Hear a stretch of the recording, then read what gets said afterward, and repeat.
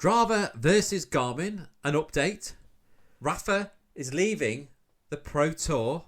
Budget supermarket giants Lidl have lofty ambitions with pro cycling. Welcome to the Ride and Thrive podcast with me, your host, Dave Shields, with a roundup of the weekly news from the world of cycling. So, first of all, we have got the ongoing Strava versus Garmin story. Now, if you're not listening to my podcast from a couple of weeks ago, you won't know that Strava has sued Garmin because of their using certain software that they both agreed in 2015 that they partnered to develop. However, Garmin have been a little bit naughty apparently and have been using this software without kind of telling Strava in their new head units and watches. And Strava were a little bit upset about this and basically took out a lawsuit and wanted Garmin to basically stop producing all of their tech that included this particular software, which is all of it.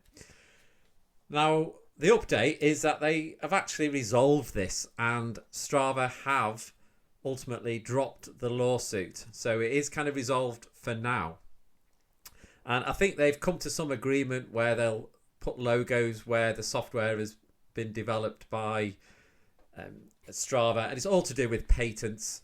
So they've put these logos on so that anyway, they've placated both sides by doing this. Now, the cynics amongst us could argue that this was a move by Strava just to raise the profile, a bit of a PR stunt, if you like, ahead of them being floated on the stock market next year. But I thought that was maybe a little bit of a risky move doing that, because Strava, I think, relies on a lot of Garmin users, or should imagine they rely on a lot of Garmin users for all their data to go on. You know, ultimately, Strava is a social media platform. So, yeah, it's a bit of a risky move because Garmin are a big player in that arena. So it's resolved for now. We'll wait and see if there's any movement on that in the next year. Okay, so next up, we've got Rapha. Now, Rapha are the giant clothing brand, UK cycling clothing brand, and they've had a little bit of misfortune of late. They've posted this year their 8th running year of losses, although not as big a losses, still in the millions as what they've been posting. So they are heading in the right track. And they brought on Fran Miller as a CEO last year, and she's basically mixing things up a bit. She thought that their partnership with EF Education, which is a pro cycling team, was got a little bit tired, and it's not really the direction they wanted to go in with the pro racing. So they pulled that collaboration, if you like, after 7 successful years, and it's all been amicable. But Fran Miller, I think, has got her eye on other things for the future. Now, what are Rapha going on to do? Well, they are partnering with USA Cycling, and this could be a fantastic move for the brand, because in a few years' time, 2028, there is going to be the Olympics in LA in America.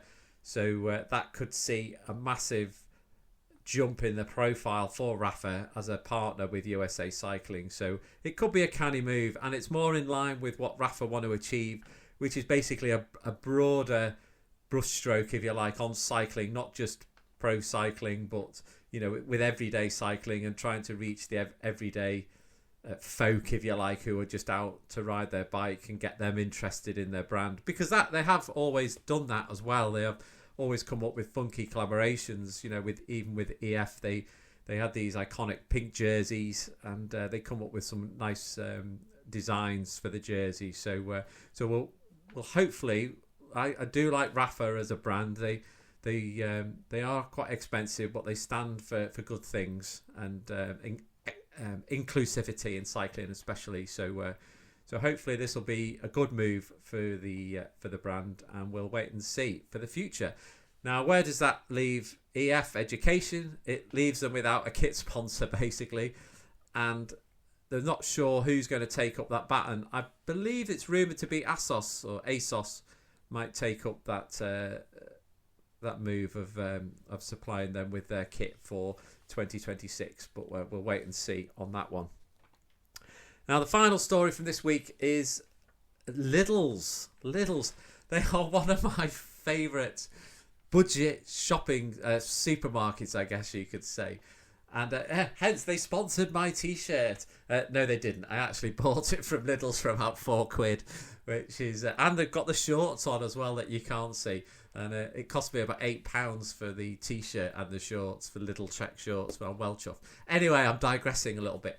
Yeah, so Lidl, I've got lofty ambitions in the world of pro cycling, and they have just become the majority stakeholder in the Lidl Trek cycling team, and they basically want to become the number one pro cycling team, in the world. So that is a lofty ambition, and I wish them all well on that. They are about probably number 3 or 4 at the moment, so they are doing okay. But they reckon that Lidl's have got the organisational excellence to bring to Trek's technical know-how, if you like, to make a fantastic team and to really make inroads in the Pro Tour. So I'm dead excited to see what this is going to bring, because I kind of do like I like the team itself. Now, they have just brought on board Juan Ayuso from UAE Team Emirates, and he's a fantastic cyclist. However, their first kind of challenge, if you like, is going to be trying to keep Matthias Skelmoser happy, who is their leading GC contender and the leader of the team at the moment. Now, Skelmoser has come out sort of almost straight away and said he was a bit surprised by the signing, and he's a little bit sceptical as to how Ayuso is going to fit in with the team, and whether actually Ayuso is going to want to play second fiddle to Skelmoser. So it's put his nose out of joint a little bit. But why wouldn't you want another cyclist on your team? Both cyclists are going to be vying for that top position, which can only be good. It's only going to motivate both of them. Ayuso has come out and said, he's excited, obviously, to join the team. And, some teams have more than one GC contender, if you like. So, we'll have to wait and see how that plays out for the 2026 season. But I will certainly be looking out for those in next year. It will be quite exciting to see how they get on. Okay, folks, so the Ride and Thrive podcast, it is about cycling, but it's about more than that. It's as well as the pro cycling side of it, it's also about motivation and fitness and health, getting you out there on your bike, getting you excited by cycling. So I'm trying to hit all the kind of aspects of cycling with this channel. So, if you think that might be a bit of you, then please subscribe to the channel and share it as well. And watch out for more kind of updates and interviews in the future, and also kit reviews, all things cycling. If you like all things cycling, then please stay tuned to the channel, and hopefully we'll help it grow together. Right, folks, thanks for tuning in. Watch out for more news next week and some more exciting features. Okay, that's it for now. I'm clipping out. Bye for now.